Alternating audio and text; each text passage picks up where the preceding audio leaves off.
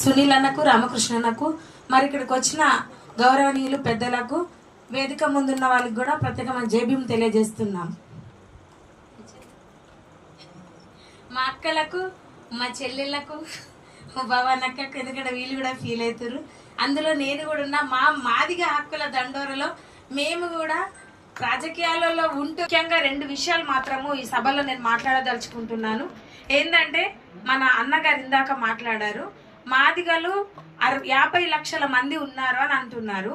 So మాదిగల మన తెలంగాణ రాష్ట్రంలోని మాదిగలు 50 లక్షలు 60 లక్షలు ఉన్నప్పుడు మన మాదిగలకి అందులో స్పెషల్గా మహిళలకి కూడా ఎక్కడ రాజకీయ భవిష్యత్తు పెద్దగా కనిపించట్లేదు.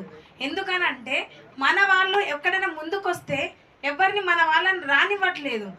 ఇట్లాంటి అన్న వాళ్ళు మనకు సపోర్ట్ ఉండడం వల్ల ఈరోజు మైనంపల్లి అన్నయ్య కావచ్చు, మన ప్రీతం అన్న కావచ్చు, మోతుప్పల్ అన్న కావచ్చు, ప్రీతం అన్న కావచ్చు, అద్లూరు లక్ష్మణ్ అన్న కావచ్చు, ఇట్లా అనేక కొంతమంది మనల్ని ముందుకు తీసుకొస్తున్నారు. కాబట్టి ఈ విధంగా ఈ స్టేజ్ల మీద మనం మాట్లాడుకోగలుగుతున్నాము. కాబట్టి మీరన్న అన్నయ్య మన జాతిలో ఉన్న మహిళలని తప్పకుండా మీరు రాజకీయాల్లో ముందుకు తీసుకురావాల్సిన బాధ్యత ఎంతైనా మీ మీదే ఉంది.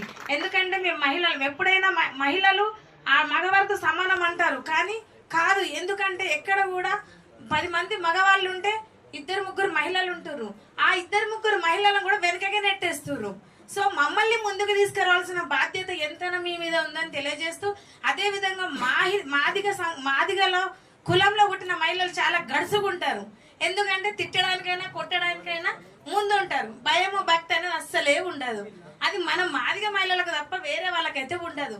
అందులో మేము ఉన్నాం కాబట్టి రేపటి మన రాజకీయ భవిష్యత్తులో కూడా మాలాంటి అక్క చెల్లెలు మీకు ఎంతైనా ఉపయోగపడతారని తెలియజేస్తూ, నేను ఒక 5 నిమిషాలు అయిన తర్వాత నేను ఖచ్చితంగా పాట పాడతా. Thank you very much.